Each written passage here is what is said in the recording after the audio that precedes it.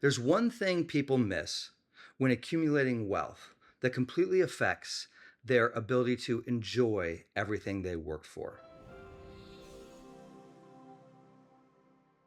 What is it? What's the one thing? Tell me already. I've got to know.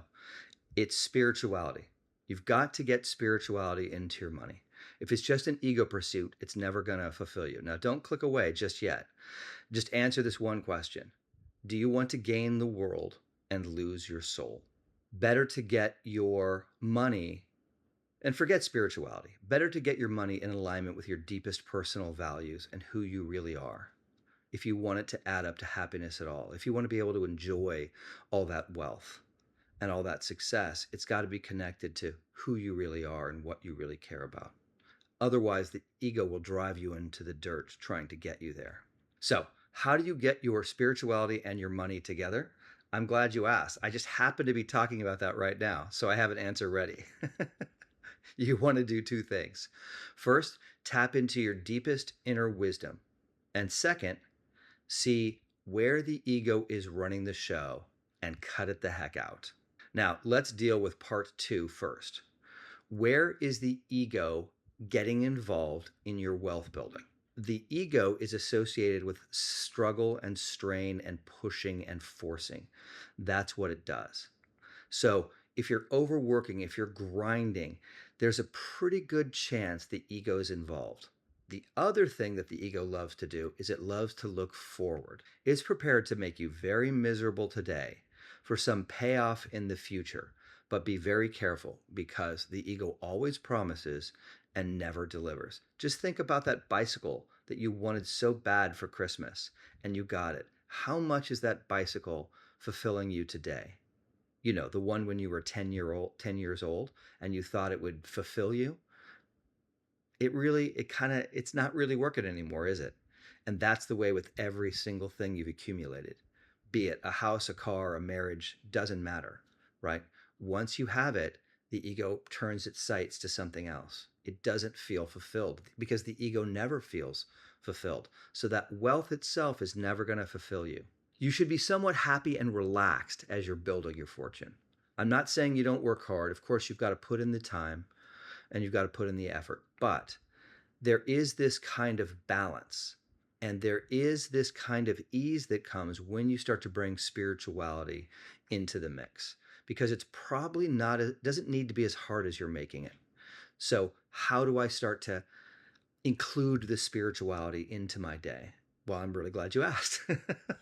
The first thing I recommend to anyone who's trying to be a success at anything, whether it's wealth or it's spirituality, it doesn't matter. You've got to be able to sort of build a habit.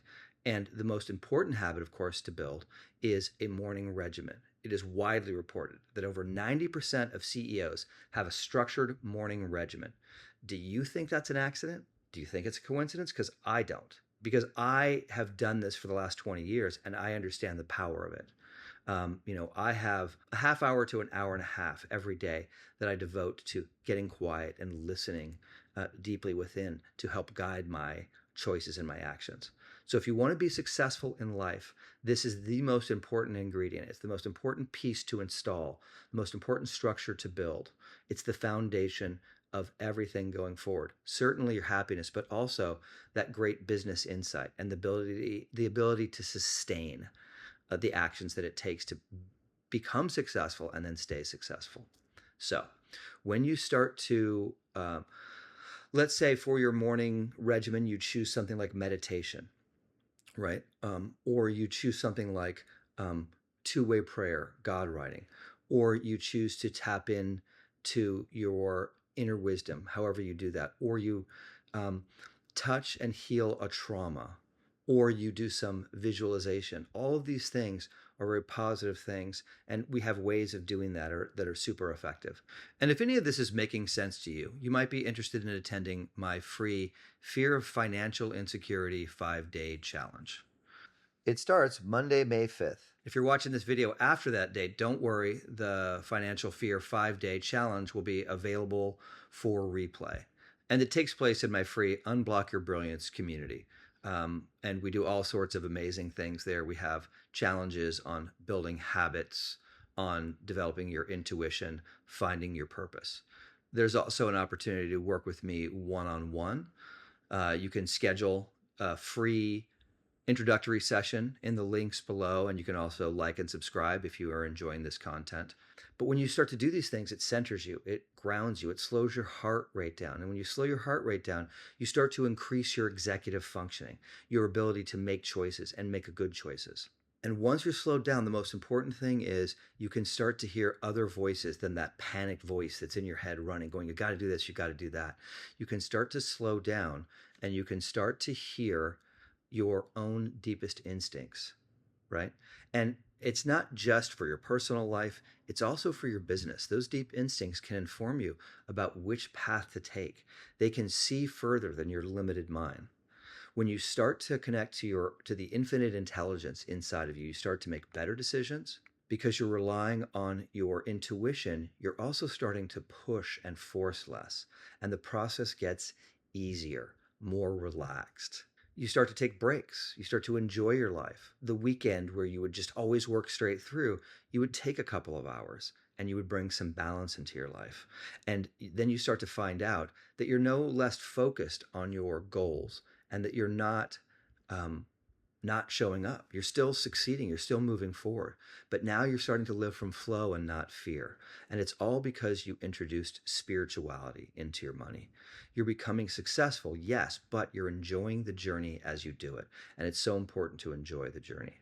And you're starting to see past the ego to the brilliant person you are, the incredibly brilliant person you are within here.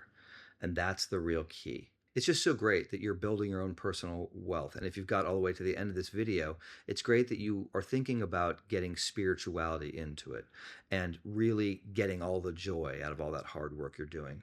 We'll see you next time, and thank you so much for watching.